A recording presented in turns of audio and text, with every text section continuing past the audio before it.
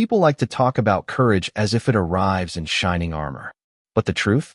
Sometimes it walks into a room with old shoes full of holes and a back bent from years of carrying boxes no one else wanted to lift. That was Elijah Brown. Everyone in Greenwood knew his name, though most didn't say it with respect. They called him the old drunk, the broken man, the one who swept porches and mowed lawns for a few dollars. Nobody thought much of him until the day he stood up. And when he did, the whole town could never look at themselves the same way again. Elijah had lived on the corner of Maple and 3rd for 40 years. His little wooden house sagged like a tired body, its paint peeled away by summers that scorched and winters that bit. Folks passed it by with quick glances, some with pity, some with disdain, but none with curiosity. They thought they already knew his story, a black man who never made it out, whose wife had died too young, whose children had drifted away like leaves on the wind. What they didn't know was the heart still beating, fierce and unyielding, behind that door. The only family Elijah had left nearby was his grandson, Marcus. 16 years old, smart as a whip, and carrying the kind of secret that in Greenwood could crush you under its weight. Marcus was gay. He hadn't said it to anyone outside his grandfather. But secrets have a way of floating in the air, slipping through cracks, reaching ears they weren't meant to. And in a small southern town where being different was like painting a target on your back, Marcus felt the whispers before he ever heard them. Elijah had noticed the boy shrinking into himself more with each passing week. Marcus stopped raising his hand in class, stopped playing basketball at the park, stopped laughing the way he used to when his grandfather told stories about growing up in Mississippi. He walked home with his head low, clutching his backpack like a shield. Elijah saw all of it, but Marcus didn't know that. The boy thought he was hiding, but nothing escaped the eyes of a man who had survived both segregation and poverty. Elijah recognized that weight, the burden of being judged for something you couldn't change. One Friday afternoon, Elijah heard the slam of the screen door and found Marcus trembling in the kitchen. His lip was split, his shirt torn. The boy tried to speak, but his voice cracked before the words formed. Elijah didn't ask who had done it. He didn't need to. The answer was already etched in the bruises. He pressed a damp cloth to Marcus's face and whispered, "Ain't no shame in who you are, boy. Don't you ever let them steal that from you." But the town wasn't finished. The very next week, a rumor spread faster than wildfire. Marcus had been seen holding another boy's hand behind the bleachers. Whether it was true or not didn't matter. The story gave license to the cruel. It was enough for them to laugh louder, to shove harder, to remind Elijah and Marcus every day that they were different, that they were less. Elijah tried to let it roll off his back. He told himself it was just noise, the same kind he'd endured his whole life. But when the pastor of Greenwood Baptist stood on the pulpit one Sunday and spoke about unnatural sins while staring directly at Marcus in the congregation, Elijah felt something inside him ignite. Elijah looked at his grandson's tired eyes and made a choice. "We don't need their God if their God don't want you," he said. The breaking point came 2 weeks later at the town fair. Greenwood's fair was the kind of event where the smell of fried dough clung to your clothes and kids ran wild with cotton candy stuck to their cheeks. Elijah and Marcus went every year, more out of tradition than joy. But that year, as Marcus waited in line for the Ferris wheel, a group of boys surrounded him. They mocked his voice, his walk, called him names that sliced deeper than knives. When Marcus tried to leave, one shoved him so hard he fell to the ground. The laughter rang across the fairgrounds like gunfire.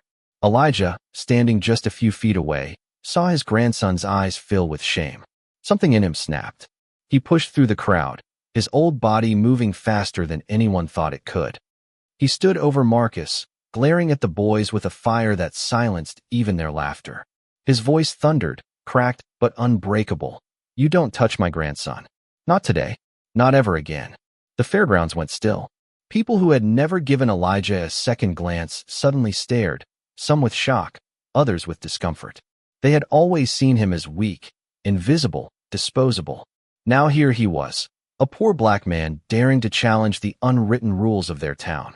Elijah helped Marcus to his feet, brushing the dirt off his shirt. He didn't care who was watching. He placed a hand on Marcus's shoulder and said loud enough for everyone to hear, "This boy is mine. He is good. He is worthy. And if you got a problem with that, you got a problem with me." The boys scattered, but the damage was done. Word spread across Greenwood like a storm. Elijah Brown had stood up for his gay grandson. In public, the old man everyone had dismissed as nothing had drawn a line in the sand. And whether they admitted it or not, the people of Greenwood felt something shift. But standing up once was only the beginning. The days that followed brought backlash sharper than Elijah had expected. Anonymous notes left on his porch, slurs painted on his fence, whispers when he walked into the grocery store. Yet every time Marcus looked at him with that mix of fear and gratitude, Elijah knew he would do it all again. Because dignity wasn't something you begged for. It was something you claimed, even if your knees shook while doing it. Marcus struggled too. He wanted to believe his grandfather's words, but the cruelty around him pressed like a vice. At school, teachers turned blind eyes while classmates snickered. Friends who once came over stopped calling. He felt trapped, like a bird in a cage no one else even saw. One night, as Elijah sat smoking his last cigarette on the porch, Marcus finally spoke the words that had been choking him.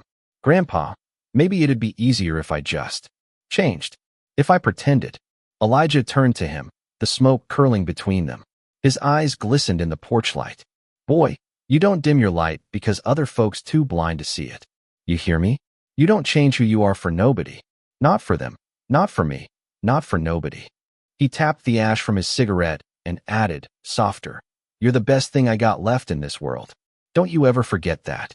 The words sank deep, but Marcus wasn't sure they were enough to hold him steady against the tide. He wanted hope, but Greenwood kept handing him despair. Still, for the first time, he felt like he wasn't carrying it alone. His grandfather was there, battered but unyielding, a shield against the storm. Marcus tried to bury himself in homework and music, anything to drown out the noise of Greenwood's whispers. But Greenwood was relentless. Small towns have long memories and louder mouths. His phone buzzed with anonymous messages. His locker was defaced twice in 1 week. Even teachers who prided themselves on fairness looked through him like he was air. Every insult carved deeper into him until he started to believe what they said, that he was wrong, broken, doomed to be alone. Elijah watched all this with growing fury.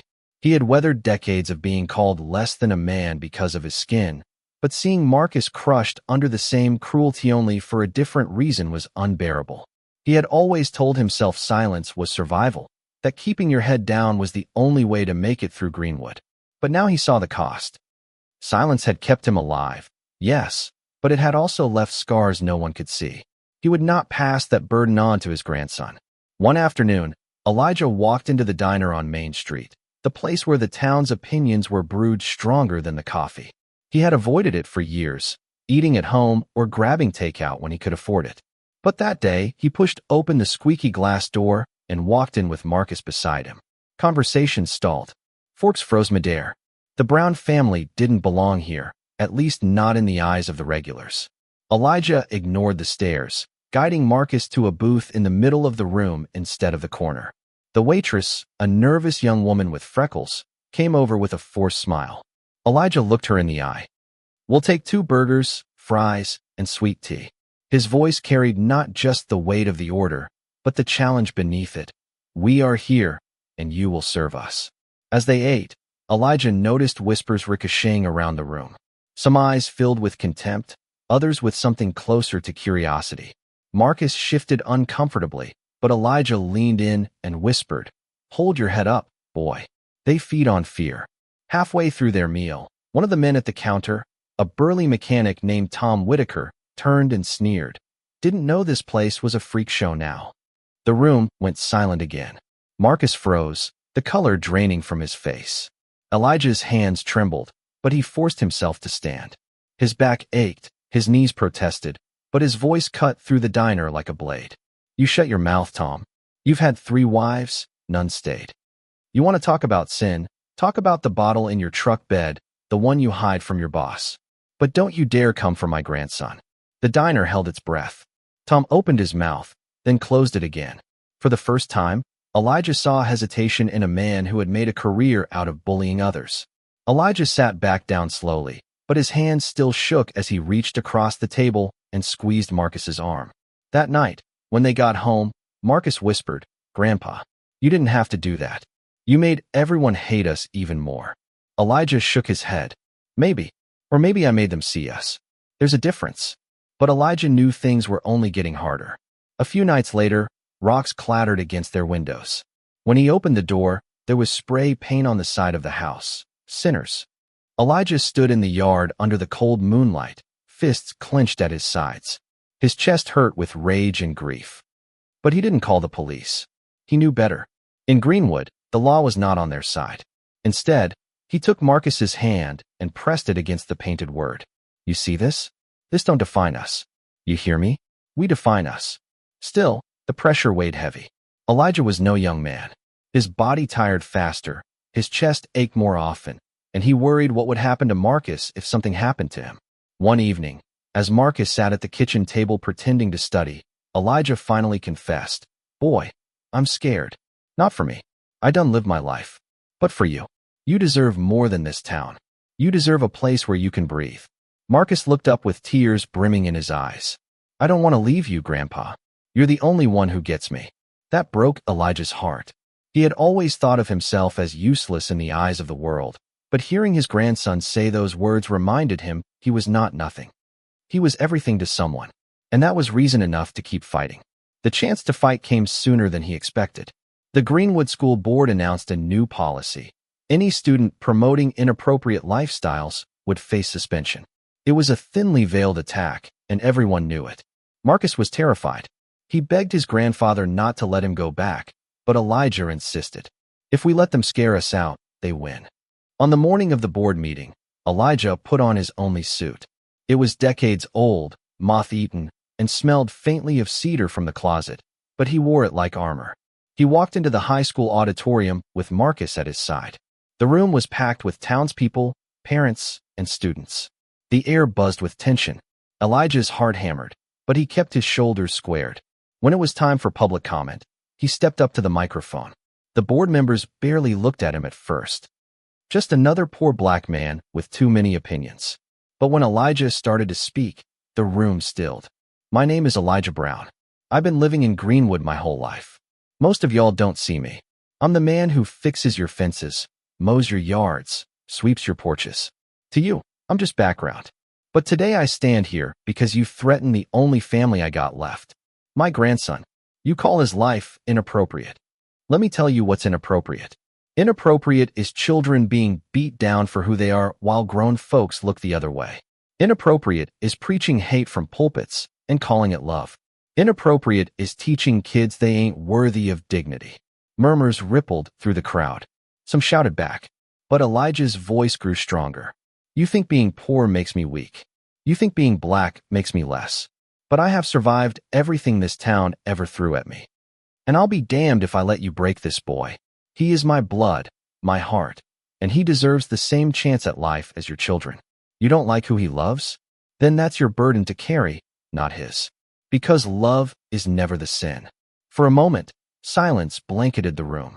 Then a voice from the back, trembling but clear, called out, "He's right." Another followed, and another. Elijah turned and saw faces: students, a few parents, even one teacher looking at him with something he hadn't felt in years: respect. The board didn't change the policy that night, but the seed was planted. Greenwood had been forced to look at the man they'd dismissed and at the boy they'd ridiculed and reckon with the truth they carried. At home afterward, Marcus hugged his grandfather tightly. "You were amazing," he whispered. Elijah chuckled, his eyes wet. "I just told the truth. Truth's all I got left." But the fight wasn't over. Over the next weeks, lines were drawn. Some townspeople doubled down on their hatred, speaking louder than ever. But others, quiet ones who had kept their heads down like Elijah once did, started stepping forward. A neighbor offered to repaint the side of their house. A student invited Marcus to sit at their lunch table. Small acts, fragile and uncertain, but real. Marcus began to change. He still walked with caution, but his shoulders were a little straighter. He wore his rainbow bracelet openly, even when it drew stares. And one day, when Elijah came home from a long day of mowing lawns, he found Marcus at the kitchen table, sketching designs for a mural. "I want to paint something in town," Marcus said shyly. "Something that says we belong here." Elijah's heart swelled with pride and fear. Pride because the boy was finding his voice. Fear because Greenwood might not be ready for it. But he looked at his grandson and said, "Then we'll paint it together." The mural began as just a dream on paper, lines and colors spilling from Marcus's pen late at night. He drew a rising sun, its golden rays stretching across silhouettes of people holding hands, each different yet connected. At the center he sketched a tree, its roots deep and tangled, its branches open to the sky. Beneath it, in careful letters, he wrote 3 words, "We belong here." When Elijah first saw it, he stood in the doorway for a long time. His grandson's face was lit with that spark he hadn't seen in months. Elijah knew the risk, but he also knew what it meant for Marcus to claim space in a town that wanted to erase him. "It's beautiful," he finally said, his voice catching. "Where are you going to paint it?" Marcus hesitated. "On the old warehouse wall, near the square. Everyone passes by there." Elijah whistled low. That wall was practically Greenwood's billboard. Painting it would be like shouting the truth into every ear in town. Dangerous, yes, but powerful. Elijah nodded slowly. "Then that's where we'll put it." They began gathering supplies in secret. Paint wasn't cheap, but Elijah found ways. He asked for extra hours mowing lawns, cleaned gutters, and sold a few old tools he no longer used. Marcus helped too, tutoring younger kids in math and saving every dollar. Slowly, cans of paint and brushes filled a corner of the living room. When the night finally came, they carried the supplies to the warehouse under the cover of darkness. The air was thick with summer heat, cicadas buzzing in the trees. Elijah held the ladder steady while Marcus climbed, brush in hand. Stroke by stroke, the wall transformed. Golden rays stretched across brick, bold and defiant. The tree rose tall, roots gripping the earth like truth itself. The words at the bottom glowed under the moonlight. "We belong here." By dawn, Elijah's back ached and Marcus's hands were blistered, but the mural shone like a beacon. They stepped back, exhausted yet alive. Elijah put an arm around his grandson. "Ain't no turning back now," he said softly. The mural became the talk of Greenwood within hours. Some stopped to admire it, taking photos on their phones. Others spat on the ground, muttering curses. By afternoon, the mayor called it graffiti and threatened to have it removed. But the image had already burned into the town's memory. You couldn't unsee it. You couldn't erase the defiance it carried. The backlash came swiftly. Church sermons thundered louder about sin. Anonymous letters piled up at Elijah's door. Marcus was shoved in the hallway at school more times than he could count. And yet, something else happened too. A girl with rainbow pins on her backpack walked up to Marcus and said quietly, "Thank you." A boy Elijah had once mowed lawns for left a bag of groceries on their porch. An older black woman from church knocked on their door and prayed with Elijah, tears streaming down her face. For the first time, Elijah realized Greenwood was not a monolith of hate. It was fractured, struggling, awakening. The mural had drawn a line, and people were choosing where to stand. But the danger was real. One night, Elijah woke to the sound of glass shattering. He rushed outside to find their front window smashed, a brick lying on the floor with a note wrapped around it. "Leave or else." Marcus stood behind him, eyes wide with terror. Elijah picked up the brick, his hands trembling, but his voice steady. "They think they can scare us quiet," he said. "But we ain't quiet no more." Marcus shook his head, tears spilling down his cheeks. "Grandpa, what if they hurt you? What if something happens?" Elijah turned and cupped the boy's face in his rough hands. "Then it happens to both of us. Because we stand together. Always." The next day, Elijah made a decision. He returned to the diner, the place where words carried farther than newspapers. He ordered a coffee and sat at the counter until the whispers grew too loud to ignore. Then he stood. "I know some of you hate that mural," he said, his voice carrying through the room. "I know some of you think me and my grandson don't belong here. But let me tell you something. We've been here.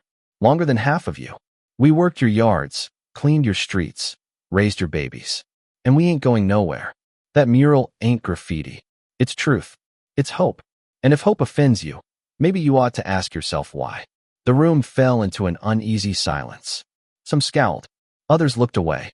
But just a few nodded. Elijah left the diner with his heart pounding, but his head held high. Meanwhile, Marcus found courage in unexpected places. A teacher who had always kept his distance asked him to stay after class one day. "I saw the mural," the teacher said quietly. "It's powerful. If you ever need someone to talk to, my door's open." For Marcus, It was the first time an adult in Greenwood had acknowledged him without judgment. Still, the threats loomed. A week after the mural appeared, Elijah and Marcus woke to find it defaced with black paint. The words "We belong here" crossed out. Marcus broke down, sinking to the ground in tears. "It was all for nothing," he whispered. Elijah knelt beside him, ignoring the pain in his knees. "Listen to me, boy. They wouldn't fight this hard if it didn't matter. They scared. That means we already winning." He took Marcus's hand and squeezed it tight. "We'll paint it again, as many times as it takes." And they did. The very next night, armed with brushes and fresh cans, they restored the mural. This time, others joined. The girl with rainbow pins showed up, bringing friends. The older black woman came too, her hands steady despite her age. One by one, they added color back to the wall, until the mural shone brighter than before. When the sun rose, Greenwood saw something it had never seen. Not just Elijah and Marcus, but a community refusing to be silenced. The mural no longer belonged to one family.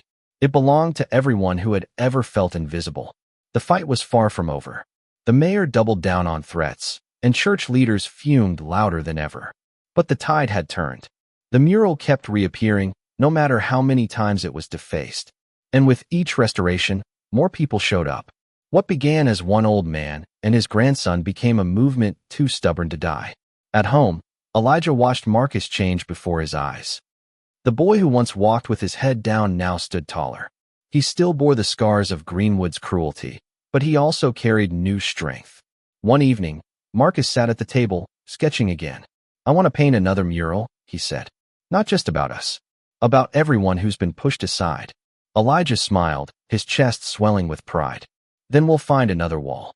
The town buzzed with tension, anger, hope, fear, all colliding in a way Greenwood had never known. And at the center of it stood Elijah, the man they once dismissed as nothing. His body was tired, his heart heavy, but his spirit burned brighter than ever. Because he had discovered something greater than survival. He had discovered the power of standing, even when the world wanted you kneeling. And Marcus, his grandson, no longer carried his secret like a stone in his pocket. He carried it like a banner, fragile but fierce. He knew the road ahead would not be easy, but for the first time, he believed it might be worth walking.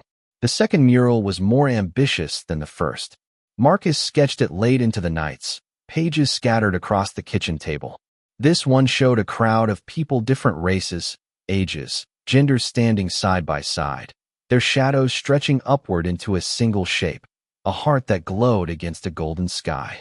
At the bottom, in letters bold and unshakable, were 4 words: "Love is stronger here." Elijah studied the drawing with quiet awe. "That's not just a mural," he said softly. "That's a promise." Finding a wall wasn't easy. The warehouse had become a battlefield, repainted, defaced, restored, again and again. But Marcus wanted this new mural somewhere undeniable, somewhere Greenwood would be forced to face it every single day. Finally, he chose the side of an abandoned grocery store right on Main Street. Everyone passed it on their way to work, to school, to church. It was perfect. When Elijah told neighbors about the plan, he expected fear or hesitation. Instead, something surprising happened. Volunteers poured in. Black and white, young and old, straight and queer. Some came quietly at first, worried about being seen, but they came. People who had once stayed silent were ready to pick up brushes. The night they began, the air buzzed with nervous energy. Marcus directed the artists like a conductor, assigning sections, mixing paints, sketching outlines. Elijah stood nearby, steadying ladders and fetching supplies. His body ached more than he admitted, but watching Marcus come alive filled him with strength he didn't know he still had. As dawn broke, the mural revealed itself piece by piece. Vibrant colors, proud faces, a heart rising above them all. People walking to work stopped in their tracks, staring. Some muttered curses and hurried away. Others smiled quietly, snapping photos. By midday, the mayor arrived with police officers, demanding the painting be stopped. Elijah stepped forward, his voice carrying over the crowd. "This wall's been rotting empty for years. These kids turned it into beauty. You call that a crime?" The mayor blustered, waving papers about property rights, but the owner of the building, an old white man named Harold Jenkins, stepped out of the crowd. For years, Harold had ignored Elijah. never offering more than a curt nod. But that day, he cleared his throat and said, "They got my permission. Let him finish." The mayor's face turned red, but he had no ground left to stand on. The police retreated, and the work continued. By nightfall, the mural was complete, glowing under streetlights like a flame that refused to be snuffed out. That weekend, Greenwood gathered in the square. Some came to protest, holding signs with verses and slurs. But just as many came to celebrate. Music played, food trucks lined the street, and families posed for pictures in front of the mural. For the first time, Elijah saw his grandson not as a target, but as a leader. Marcus stood tall, his rainbow bracelet catching the light, his voice carrying over the crowd as he thanked everyone for believing. But not everyone was celebrating. A group of men, angry and emboldened, pushed their way through the crowd, shouting. One grabbed a can of black spray paint and lunged toward the wall. Before Marcus could react, Elijah stepped in front of him. "You want that wall?" Elijah roared. "You come through me." The men faltered. For a moment, Elijah feared they might attack, but then something remarkable happened. People surged forward, not just strangers, but neighbors, classmates, parents. They formed a circle around Marcus and Elijah, their voices rising in unison. "We belong here. We belong here." The men backed down, cursing, but their power evaporated in the face of a community that had finally found its voice. Marcus turned to his grandfather, tears shining in his eyes. "You protected me again," he whispered. Elijah shook his head, smiling through his own tears. "No, boy. Look around. We all protecting each other now." In the weeks that followed, Greenwood was never the same. The mural became a landmark, covered in news stories and shared across social media. Outsiders visited just to see it. More importantly, the town itself began to shift. Prejudice didn't vanish overnight. Old wounds don't heal that quickly, but silence was broken. Conversations began. Support networks formed. And for the first time, queer kids in Greenwood saw themselves reflected not in whispers, but in color and pride. At home, Elijah felt his body slowing. He knew time was catching up with him. Some mornings he could barely get out of bed, his chest heavy, his joints stiff. But every time he looked at Marcus, he knew he'd already done what he needed to do. He had given his grandson more than protection. He had given him courage. One quiet evening, Marcus sat beside Elijah on the porch. The sky was painted gold, the same shade that seemed to glow in both murals. Marcus leaned his head on his grandfather's shoulder. "I used to wish I was someone else," he admitted. "But not anymore. You showed me I'm enough. You showed me I'm strong." Elijah swallowed hard, blinking back tears. "You were always strong, boy. I just helped you see it." They sat in silence for a long time, watching the sun dip below the horizon. Elijah's hands trembled, but Marcus reached over and held them steady. And in that moment, the old man realized something profound. He had spent a lifetime being overlooked, dismissed, forgotten. Yet by standing for his grandson, he had finally been seen not just by the town, but by history itself. As weeks turned into months, the mural remained untouched. People passed it daily, some with pride, some with grudging acceptance. Children pointed at the heart and smiled. And slowly, quietly, Greenwood began to change. The day Elijah passed away came sooner than Marcus wanted, but not unexpectedly. He died peacefully in his sleep, a faint smile still etched on his face. The funeral was unlike anything Greenwood had seen. The church overflowed not just with black families who had known Elijah for decades, but with white neighbors, queer kids, teachers, and even the mayor, humbled and subdued. Marcus stood at the pulpit, trembling, but when he looked out at the sea of faces, he felt his grandfather's strength steadying him. "My grandpa was the bravest man I ever knew," he said. "He taught me that dignity isn't something you're given. It's something you claim. And because of him, I know I belong not just here, but anywhere I go. His fight is my fight. His love is my love. And I promise you, I'll keep painting his truth until the whole world sees it." The crowd rose to their feet in applause, some with tears, some with smiles. For once, Greenwood wasn't divided. For once, it was united in honoring the man it had once dismissed. After the service, Marcus walked to the mural on Main Street. Flowers and candles lined the base, left by strangers and friends alike. He touched the painted heart gently, whispering, "We did it, Grandpa. We really did it." Above him, The mural seemed to glow in the fading sunlight, golden and eternal. And though the old man was gone, his voice echoed in Marcus's heart, "Stand tall. Speak true. Love louder than their hate." And so, with brush in hand and fire in his chest, Marcus kept painting each mural a reminder, each wall a testament that love, once unleashed, could never again be silenced. The town of Greenwood, once a place of whispers and scorn, had become something else entirely, a canvas of hope, scarred but healing, divided but reaching. And in every corner, Elijah Brown's spirit lived on it as the poor old man they once overlooked, but as the protector, the warrior, the grandfather who had shown them all what dignity truly meant. Because in the end, it wasn't just about one man or one boy. It was about a truth too powerful to erase, that no matter your color, no matter who you love, no matter what the world says, you belong here. Always. Thank you for listening. Like and subscribe to get notifications about next videos.